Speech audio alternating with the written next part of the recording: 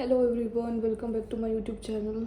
So I got pain in this eye and it's paining very bad. So बस क्या ही बताऊँ. चलो मैं कुछ शेयर करना चाहती थी. जैसे मैंने पिछली वीडियो में डिस्कस किया था एक बार लव मैरिज और अरेंज मैरिज के बारे में. तो भाई मतलब मेरा और मेरी बहन का मानना ये है, I think I should speak loudly. तो मेरा और मेरी बहन का मानना ये है कि शादी चाहे कोई भी हो, चाहे लव मैरिज हो या अरेंज मैरिज हो, ठीक है, शादी कोई भी बुरी नहीं होती है. मैं पहले बता चुकी हूँ, ठीक है. तो शादी कोई भी बुरी नहीं होती है अनटिल अनलेस, जब तक शादी का मतलब हमें जो सिखाया गया था हमारे बड़े बुजुर्गों ने, हमें तो यही सिखाया गया था कि शादी चाहे कोई भी हो, लव मैरिज हो या अरेंज मैरिज हो, शादी होने के बाद एक फैमिली हमारी यहाँ से आती है, एक फैमिली यहाँ से आती है, दो परिवार जुड़ जाते हैं. शादी का मतलब होता है कि दो परिवार जुड़ते हैं, खुशियाँ आती है, प्यार प्रेम बढ़ता है, ठीक है. तो हमने तो यही देखा था, नाच गाना होता है, संगीत होता है, मेहंदी होती है, हल्दी होती है, दो परिवारों की खुशियाँ साथ में होती हैं, यू नो.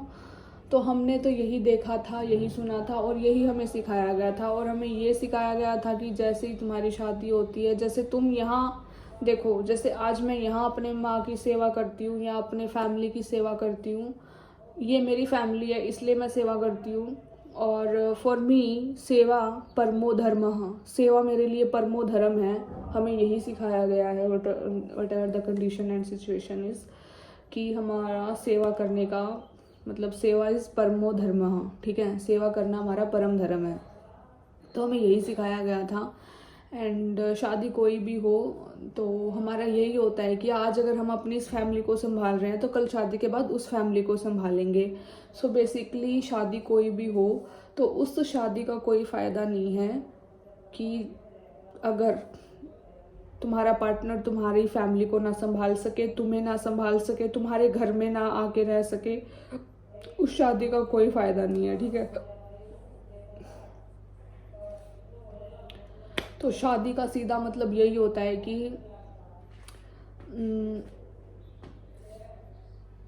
मतलब तो देखो यही होता. अब आजकल लोग अलग अलग मतलब निकालने लग गए हैं, वो एक अलग मतलब है. जैसे जब सात फेरे होते हैं, सात तो नहीं होते, चार तीन पता नहीं चार फेरे होते हैं, एक्चुअल में चार फेरे होते हैं, वैसे बोल देते हैं सात फेरे. सात फेरे नहीं होते, सात वचन होते हैं आई थिंक. तो मैंने वैसे कभी शादियाँ अटेंड नहीं की है, बस मैं लाइफ में पहली बार मेरी बहन के फेरे हुए थे, उसमें मैं बैठी हूँ लाइफ में फर्स्ट टाइम, ठीक है. वैसे मैंने मतलब शादियाँ मैंने बहुत अटेंड किया, बट ऐसे फेरों में मैं कभी बैठी नहीं. और मुझे तब तो मैं छोटी होती थी, मुझे पता भी नहीं होता था. तो मैं लाइफ में फर्स्ट टाइम मेरी बहन की शादी थी, तो उसके फेरों में मैं उसके पास बैठी और मैंने सारी चीज़ें देखी.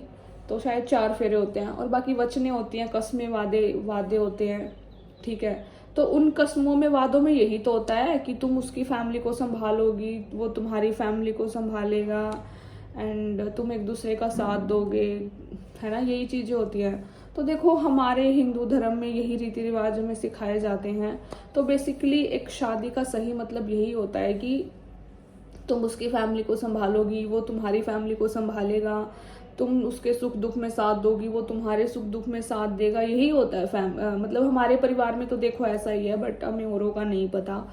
और अब चाहे वो लव मैरिज हो या अरेंज मैरिज हो, यही चीज़ होती है. मतलब कमेंट में बताना, हर लड़के की यही ख्वाहिश होगी ना कि कल जो मेरी वाइफ बने वो मेरी मम्मी को, मेरे पापा को संभाले, उनकी सेवा करे, उनकी केयर करे. यही है ना एक लड़के की ख्वाहिश. और ज़्यादा से ज़्यादा इसके बदले लड़का क्या करेगा कि मतलब कि तुम मेरे माँ बाप की सेवा कर रही हो, मेरा घर का काम कर रही हो, मेरा घर संभाल रही हो, तो उसके बदले मैं तुम्हारी करूँगा, मैं तुम्हारी केयर करूँगा, तुम्हें जो चाहिए तुम्हें मैं दूंगा. तो बेसिकली एक शादी का फ़ायदा तभी है कि वो तुम्हारे घर में तुम्हारी बहू बन के आए, ठीक है, एज अ बहू तुम्हारे घर में रहे, तुम उसे संभालो, वो तुम्हें संभाले, तुम उसकी फैमिली को संभालो, वो तुम्हारी फैमिली को संभाले, फिर तुम्हारे बच्चे हों, तुम्हारी पीढ़ी आगे बढ़े, जो तुम्हारा मतलब जो लड़के का जो मम्मी पापा होता है उसके भी कुछ सपने होते हैं कि हाँ मेरा बेटा है, उसके बच्चे हों, है ना. तो ऐसे होता है. तो बेसिकली शादी कोई भी हो, चीज़ें सेम ही होती हैं। मैंने कई रील्स भी देखी हैं, कई कपल्स होते हैं जो लव मैरिज कर रहे होते हैं और वो रील्स बनाते हैं कि भाई मतलब मेरे फ्रेंड सर्कल में भी है ऐसे कि जिन्होंने लव मैरिजेस कर रखी हैं। बस नाम लव का आ जाता है, चीज़ें सारी सेम ही होती है, ठीक है, चीज़ें सारी सेम ही होती है। ऐसा कुछ नहीं होता है कि लव कर लिया तो बस ये मेरा रहेगा, ये नहीं, वो तो तुम्हारा रहेगा ही, लेकिन तुम्हें उसकी फैमिली फिर भी संभालनी पड़ेगी। एंड सारी चीज़ें जो एक बहू को करनी होती हैं, बहू का मतलब क्या होता है, बहू का मतलब यही होता है कि जो बहू को करना है वो करना ही पड़ेगा, ठीक है, उससे तुम नहीं भाग सकती। तुम एक घर की जिम्मेदारी तुम्हारे ऊपर आ चुकी है, तो तुम्हें, जब तुम अपने घर में थी तब भी तो तुम अपने घर को संभाल रही थी ना। ऐसी तरह जब तुम्हारी शादी हो गया तो तब अब तुम उस घर को संभालोगे, उस घर की जिम्मेदारी तुम्हारे ऊपर है।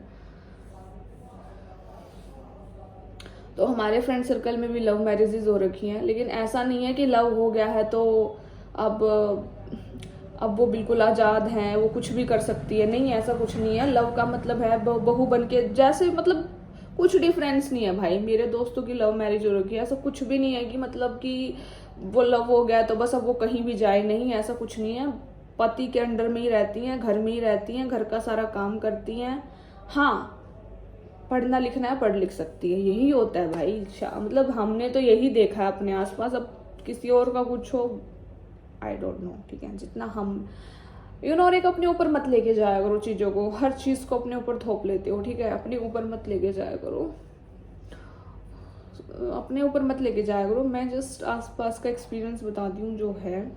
सो बेसिकली शादी का तभी फ़ायदा है, ऐसे तो किसी के साथ जाके फेरे ले लो, कोर्ट में कागज करवा लो, उसकी मांग भर दो, उसको मंगलसूत्र पहना दो, इन चीज़ों से कुछ नहीं होता है जब तक वो तुम्हारे घर में आके रह नहीं सकती, वो घर की बहू नहीं बन सकती, वो तुम्हारे बच्चे पैदा नहीं कर सकती, वो तुम्हारे बूढ़े माँ बाप को 2 रोटी बना के नहीं दे सकती, तुम्हारे घर की साफ सफाई नहीं कर सकती, तुम्हारे घर को अपना घर नहीं समझ सकती, कोई फायदा नहीं है उसके। अब चाहे तुम 7 फेरे ले लो, मतलब चाहे तुम कुछ कर लो, मांग भर लो, चाहे तुम कुछ मर्जी क्यों ना कर लो, लेकिन जब तक वो तुम्हारे घर में बहू बन के नहीं आ रही है, तुम्हारे माँ बाप की सेवा नहीं कर रही है, बच्चे नहीं कर रही है, तो उस शादी का क्या फायदा है। मतलब क्या ही फायदा उस शादी का, मतलब ना तुम इधर के हो ना तुम उधर के हो। सो ऐसी ज़िंदगी का कोई फ़ायदा नहीं है। और ये चीज़ें से तब तक लगती है, जवानी में ये चीज़ें कट जाती हैं कि हाँ मैं जवान हूँ, मुझे कोई ज़रूरत नहीं है घर में बहू की, मेरे माँ बाप को कोई ज़रूरत नहीं है घर में बहू की। ये चीज़ें जवानी तक, चाहे कि जवानी तक ये चीज़ें चल जाती हैं, कट जाती हैं, लेकिन जब बुढ़ापा आता है तो फिर तुम्हें एक पत्नी की, एक पार्टनर की ज़रूरत होती है जो तुम्हें संभाले। तो अगर तुम्हारे पास वो पार्टनर नहीं है तो फिर तुम्हें कौन संभालेगा, ठीक है। तो बस इसलिए भी लोग शादी करते थे। शादी का मतलब काइंड ऑफ कि पार्टनर है, मेरा पार्टनर है, मुझे संभालेगा, ठीक है। वो शादी से, अगर शादी हो गई है तुम्हारी, जो लोग जवानी में शादी कर लेते हैं लाइक लव या अरेंज, तो वो उस टाइम भी उनको संभालते हैं, जवानी में भी संभालते हैं, फिर धीरे धीरे धीरे जब भी नीड होते हैं वो संभालते हैं एक दूसरे को। हम बच्चे पैदा क्यों करते हैं, ताकि कल हम जब बूढ़े हो तो फिर हमारे बच्चे हमें संभाले, है ना, कल उनके बच्चे होंगे वो उनको संभालेंगे। तो शादियों का मेन पर्पस यही होता था। लेकिन आजकल लोगों ने शादी का मतलब ही चेंज कर दिया है, शादी का ट्रेंड ही चेंज कर दिया है। आजकल लोगों के लिए शादी का मतलब हो गया है, ठीक है लिव इन में रह लिए, तेरे साथ टाइम पास कर लिया, उसके साथ टाइम पास कर लिया, बस वो टाइम पास थोड़े दिन का है, जवानी का है, लेकिन जब बुढ़ापा आएगा तो तुम्हें एक पार्टनर की जरूरत होगी, तुम्हें कोई रोटी देने वाला होना चाहिए, है ना, कौन देगा तुम्हें रोटी बना के। और भी बुढ़ापे में बहुत सारी चीज़ होती हैं, ठीक है। जैसे मेरी नानी थी, ठीक है, तो वो बूढ़ी थी, तो अगर उनको कोई रोटी देने, अगर वो बच्चे पैदा ना करती, शादी ना करती, उसका बेटा ना होता, तो उसको 2 रोटी कौन देता, ठीक है। वो खुद तो नहीं खा सकती थी ना, क्योंकि एक उम्र ऐसी आ जाती है कि जब बूढ़े माँ बाप के हाथ पैर नहीं चलते होते हैं, उनको वो खुद बना के नहीं खा सकते हैं, और वो मरते भी नहीं है, तो मतलब फिर उनको जिंदा रहने के लिए 2 रोटी तो चाहिए ना, कौन देगा फिर, वही उनके बच्चे देंगे ना। तो देखो शादियाँ इसलिए ज़रूरी होती थी, पहले के लोग इसलिए करते थे कि बुढ़ापे में हमें 2 रोटी मिल जाए, ठीक है। और अब मेरी दादी है, ठीक है, अब वो बूढ़ी हो चुकी है, तो उनको कोई भी उनको अगर कोई 2 रोटी ना दे तो वो जिंदा कैसे बचेंगी, क्योंकि वो खुद तो अभी इतनी बूढ़ी हो चुकी है कि वो खुद अपने हाथों से सब्जी रोटी नहीं बना सकती, तो फिर कौन दे रहा है? उनके बच्चे ही दे रहे हैं ना। तो यही होता है कि शादी का मतलब यही था कि शादी करो,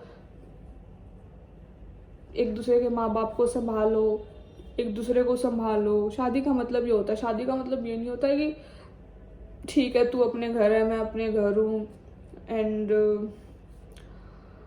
ठीक है तुम मेरा यूज़ कर रही हो, मैं तुम्हारा यूज़ कर रही हूँ। यूज करने से ज़िंदगी नहीं चलती है ब्रो, चीज़ें चलती हैं तरीके से, केयर करने से, ठीक है।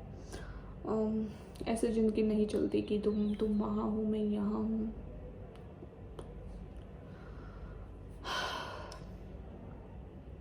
बाकी दुनिया में तो काफ़ी कुछ चल रहा है। वैसे पहले मुझे भी समझ नहीं आती थी जब मैं छोटी थी, बट मैं तब बहुत छोटी थी, मतलब मैं 5th-6th क्लास में थी, तब मुझे तो ये सब समझ ही नहीं आता था। मुझे 7th-8th तक भी सब समझ नहीं आता था, क्योंकि मैं पढ़ाई में इतनी व्यस्त रहती थी। मुझे ये सब तो हम चीज़ें सोचते भी नहीं थे। ये सब तो अभी अभी जब ये शादियाँ की घंटियाँ बजने लगी हैं तब जाके हम ये सब चीज़ें सोचने लग गए हैं। हो क्या होता है, क्या नहीं होता है, क्या चीज़ ज़रूरी होती है, क्या चीज़ ज़रूरी नहीं होती है, ठीक है। अभी ये सब चीज़ सोचने लगे हैं, पहले तो ये सब चीज़ सोचते भी नहीं थे।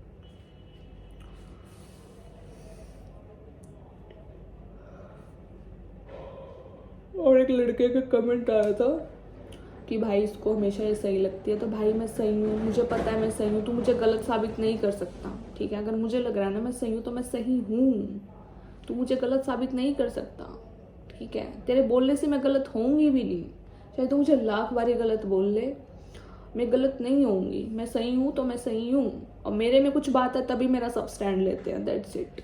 अब इसे घमंड कहो या कुछ कहो, वो तुम्हारी इच्छा है, बट मुझे पता है जहाँ मैं सही हूँ, मुझे पता है मैं सही हूँ। मैं अपने आप को गलत बोल ही नहीं सकती, और तू मुझे 1000 बार गलत बोल ले, मैं तब गलत नहीं होने की, ठीक है।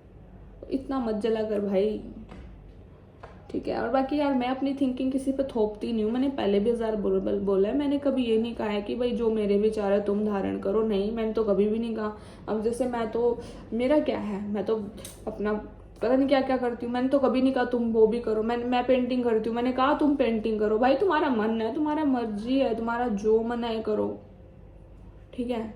मैंने तो कभी भी नहीं कहा। मैं तो हवन करती हूँ, मैंने कहा तुम हवन करो। मैं तो पूजा पाठ करती हूँ, मैंने कहा तुम्हारी इच्छा है यार, तुम्हारी जिंदगी है, तुम्हारा 100 बार मन करे तो करो, कोई जबरदस्ती थोड़ी है। मैंने ये थोड़ी कहा है कि तुझे तो करना ही पड़ेगा। मैंने कभी ये कहा है कि किसी कमेंट का रिप्लाई करके कि भाई तुझे तो ये चीज़ करनी ही पड़ेगी।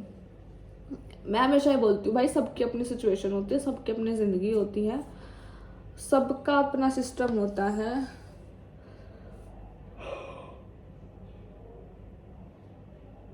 सबकी अपनी मजबूरी होती है, सबका अपना अपना सिस्टम होता है, ठीक है।